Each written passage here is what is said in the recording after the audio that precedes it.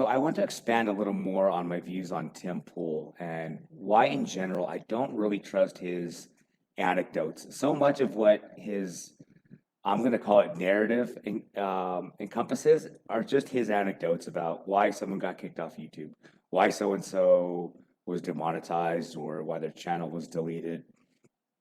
And so much of it depends on believing him as an honest, an honest messenger. And I don't really believe that.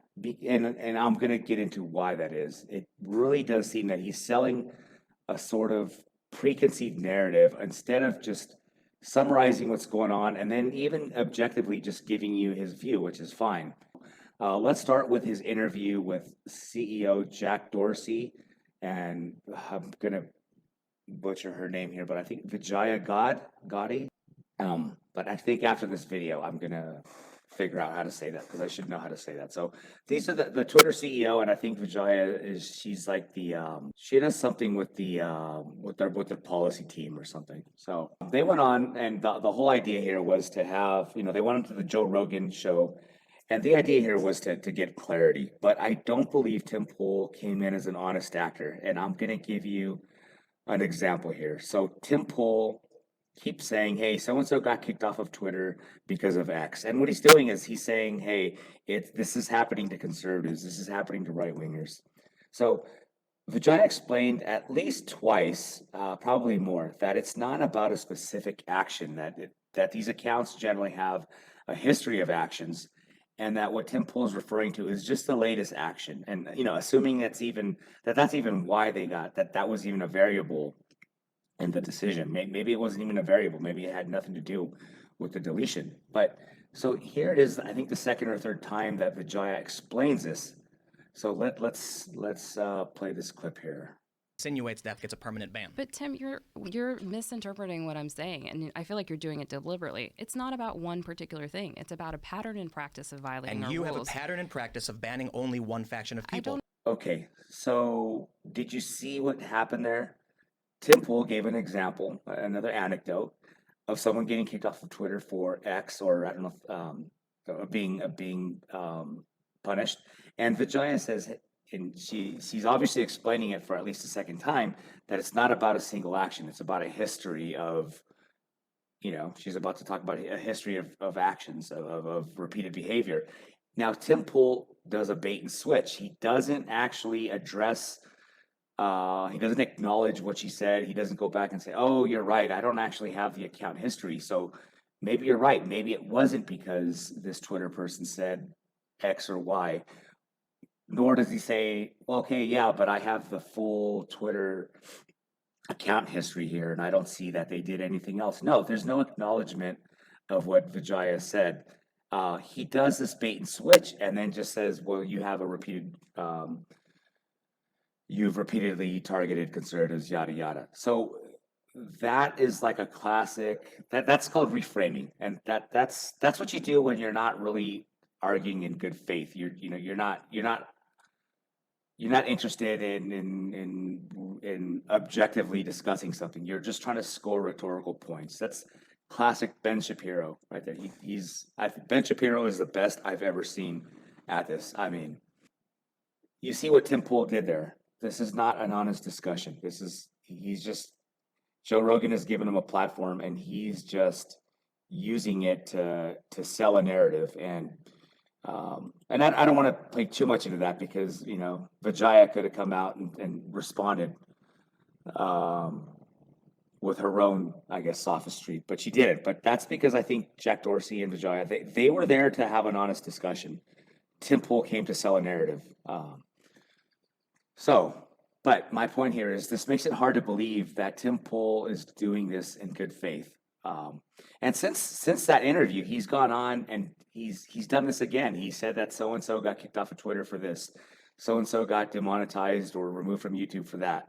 How does he really know? Does he really have all of these account histories to know that that's exactly why they got removed? Of course not. So he's just selling a narrative, and the sort of right-wing anger, this sort of victim mentality, this belief that, hey, everything is this person got deleted, and obviously it's because they're a conservative or they're on the right. That's very monetizable. We see that with Crowder, we see that with Ben Shapiro, we see that with who else? We saw it with Milo, and I don't know if Temple has the same. Those other guys, they have. You can see the funding. You could see that somewhere back there's a billionaire or a millionaire family backing some organization that is then funding, Ben Shapiro or funding Steven Crowder. I don't know if Temple has those ties. It looks like most of his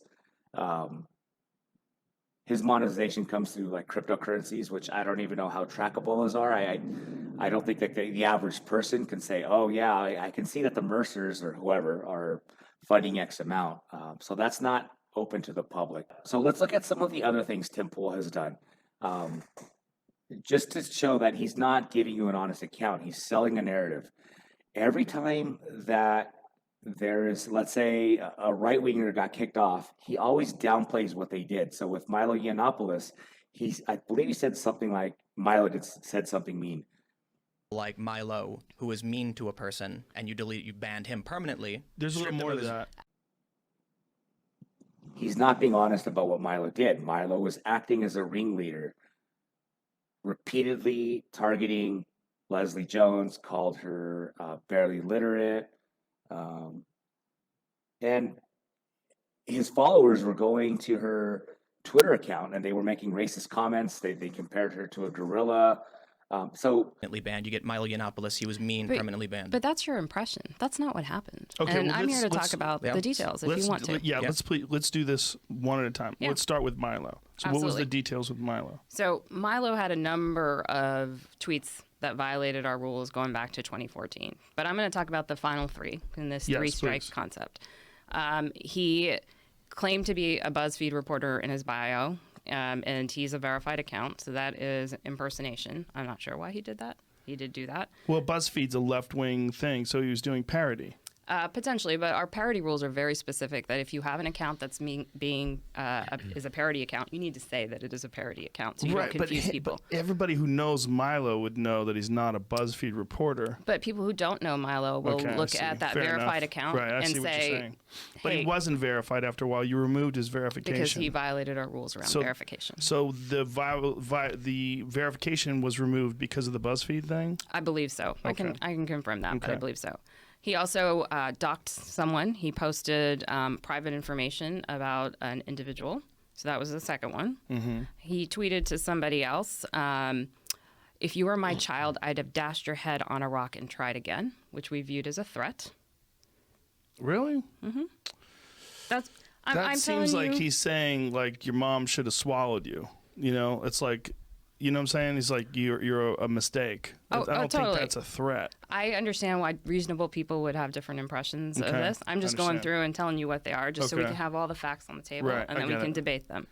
And then the last one, we found a bunch of things that he posted that we viewed as incitement of abuse against Leslie Jones.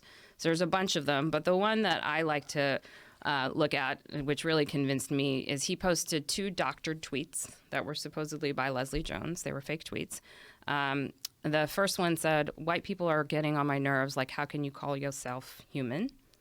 And then the second one said, the goddamn slur for a Jewish person at Sony ain't paid me yet. Damn, Bix nude better pay up. So this was just a fake tweet that someone had photoshopped? Two fake tweets. And we know they were faked because we could still tell from the software that they were faked. You can't always tell. So it is possible that he didn't know they were faked? It's possible. That someone sent it to him and he didn't do his due diligence and looking it up? It is possible, but it was pointed out to him that they were fake because... And he left it on? And not only did he leave it on, he said, don't tell me some mischievous internet rascal made them up! ! So... This in the context of a bunch of other things he was saying towards Leslie Jones on Twitter, I and my team felt that this was taken as a whole incitement of harassment against her. Wasn't there another issue with multiple accounts that were connected to him? There were a bunch of other issues on the background, but these are the 3 primary things that we looked at.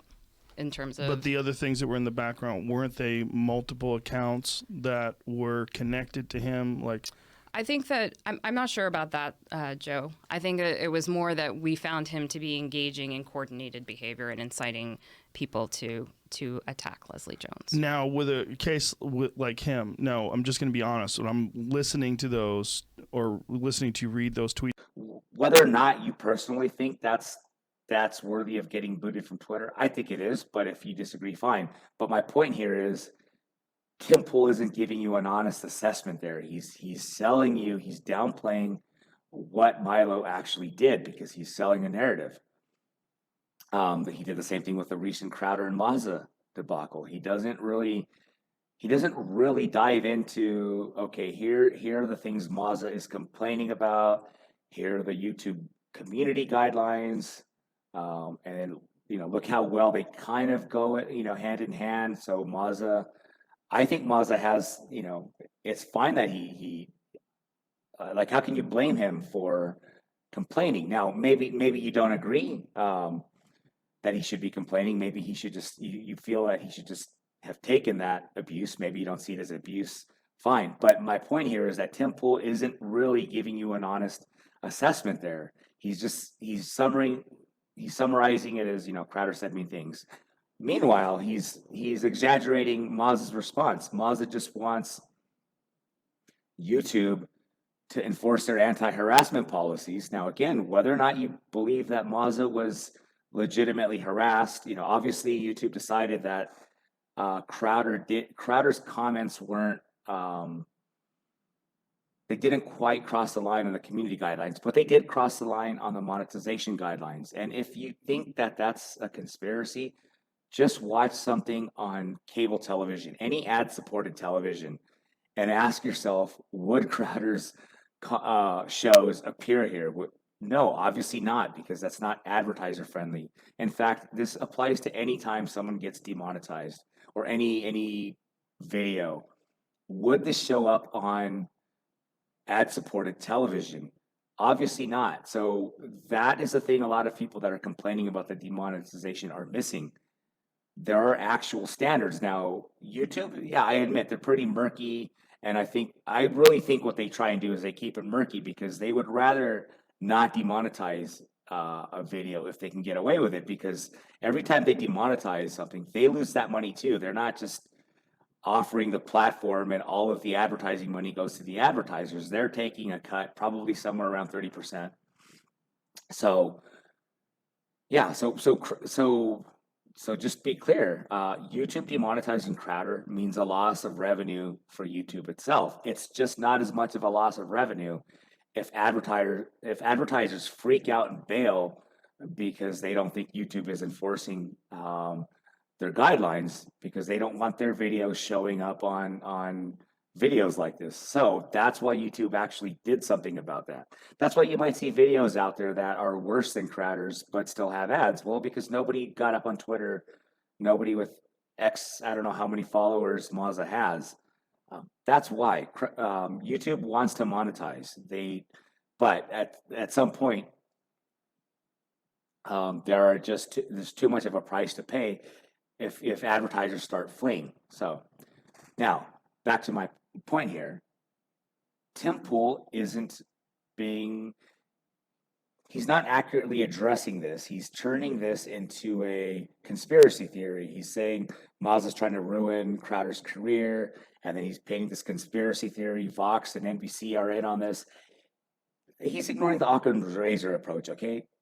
Crowder's comments really were pretty bad. They arguably violate the community guidelines. At the very least, you can understand why someone would believe that they did, even if YouTube ultimately decided against it.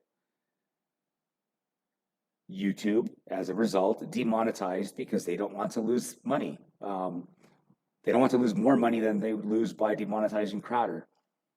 Occam's razor. But Tim Pool downplays all of that, and then he just inserts this conspiracy theory. So, of course, he has to name drop Vox and NBC because he needs a big... it's kind of hard to make Mazza himself out as some shadowy entity. So he brings in these big corporations so that he can sell this conspiracy narrative. And, of course, he paints Crowder as this independent creator, which he's not. He's part of Blaze Media, or part of Blaze TV, which is owned by Blaze Media. So it's, Glenn Beck and Mark Levin's baby. And then that in itself is funded by an actual shadowy billionaire. So again, Tim Pool, how often has Tim Pool talked about Crowder's oligarch ties? When he talks about Milo, how does he talk about the money that he was funded by the Mercers? Of course not. All of these right-wing personalities are always painted out to be some scrappy, independent creator, and their opposition is always painted out to be some shadowy, corporation. Something else. I don't quite agree with Tim Pool's.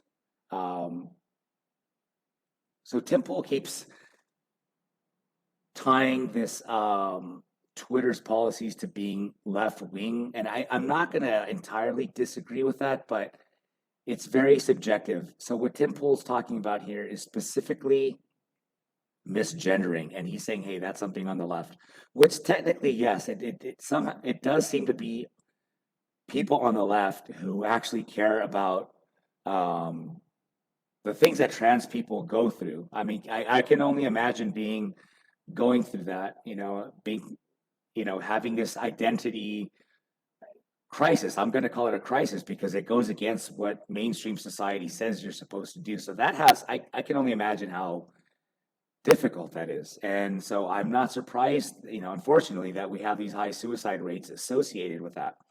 So yes, it's people on the left who tend to care about this. And it's people on the right who are like, well, screw you. I'm going to call you a man or a woman. So this is the thing. I don't think it's necessarily a left-wing thing to say, no, you cannot, I don't want to get hyperbolic here, but you cannot verbally, I don't want to use the word assault, but you can't engage in this repeated harassment of these people.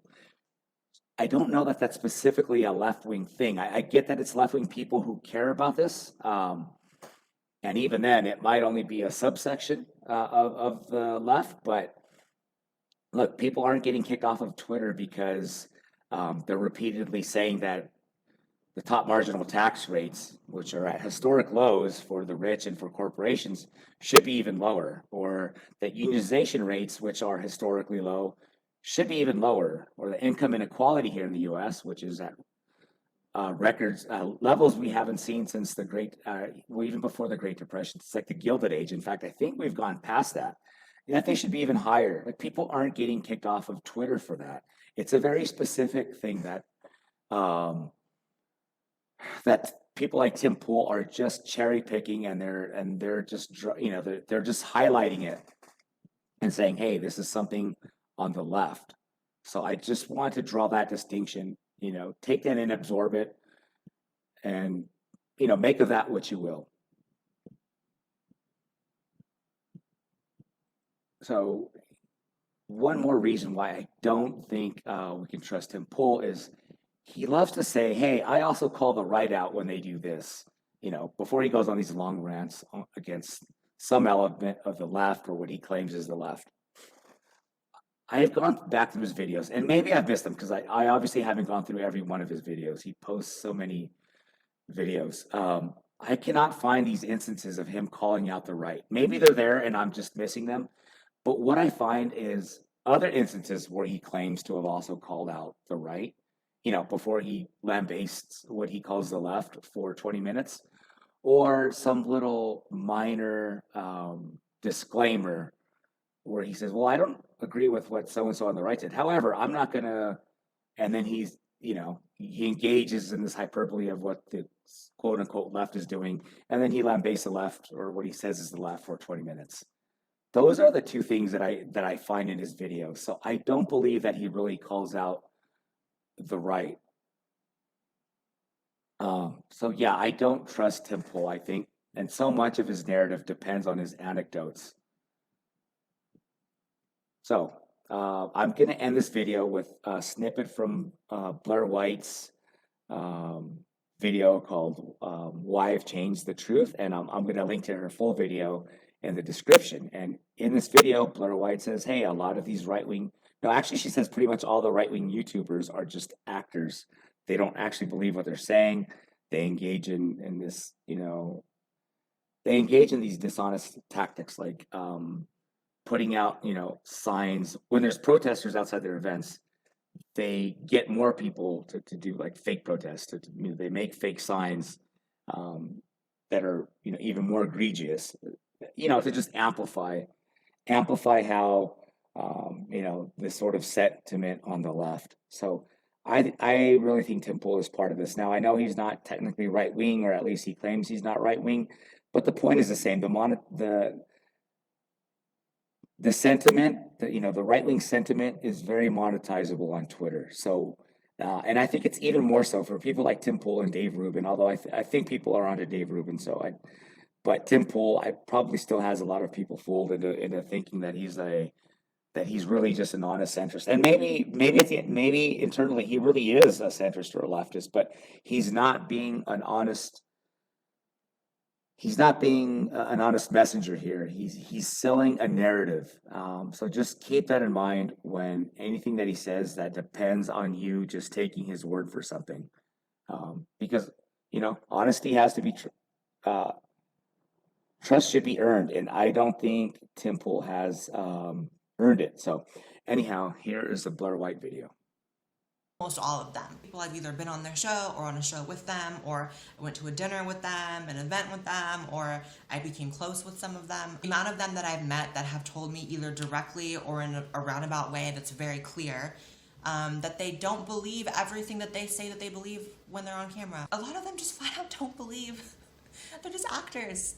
They're just actors. I don't know how else to put it. I had one person who I went on their show, and I was in the green room, which is like the makeup room before you go on camera. The host of the show comes in, and it's like, hey, Blair, small talk. Hey, Blair, I wanted you on for a while. So glad you're here. Nice to meet you. Let's take a picture, blah, blah, blah. They pull me aside and say, I just want you to know, Blair, I don't feel any negative way towards you or trans people. I know we talk negatively of trans people a lot on the show, but that's just because it's kind of what the fans want. But it's just kind of where we're at right now. And I was taken aback because I felt like that's really fraudulent that you would feel the need to go on air and say something negative about trans people or transgenderism or whatever, but it's not really how you feel. He also said he has like a trans cousin or something like that, and that he feels bad that they're the butt of every joke on his show or whatever. And I was like, but almost every person I met after him was almost always consistently like that. Because you start learning things like, almost all of them hire people to tweet and Facebook post and Instagram on their behalf, tweeting out opinions on their behalf, which I feel like is unethical, because if people are following you because they believe you're some intellectual and they trust your opinion and they're going to shape their opinions a lot of times on an issue based on your opinion, and it's not even actually your opinion, it's something that you paid someone to assume is your opinion, and you're so much of a rigid, like, binary thinker that it's easy just to pay someone, like, yeah, tweet out the standard response and this is what it is. It's like, I don't respect that. And I don't really know what it is about me in particular that makes people feel comfortable enough to sort of reveal to me that, they don't believe all the things that they say they believe on camera. I'm not talking about small things either, you guys. I'm talking about, like, huge principal positions. I'm talking about, like, the kind of stuff that a lot of you guys follow these people for, they don't even actually believe. Like, it's just crazy. Months ago, I was gearing up to do a tour, which never happened because the tour company completely screwed me over. But regardless, I had started promoting it, and someone who's very prominent in the social political commentary sphere hit me up. And you know what this person told me? They told me, plant fake protesters outside of your event. Not only that, they said, make fake signs because you're probably gonna get protesters, but you wanna amp the numbers. This person instructed me to, myself, or my team and myself, make signs saying things that were super, super ridiculous to put outside and bulk up the numbers of people who may protest at my events. And it made me sick because clearly this person has done that. And this is someone who, although is hated by many, is also loved by many. And the many who love him believe that all those people were real. It's just such, I know too much about these people.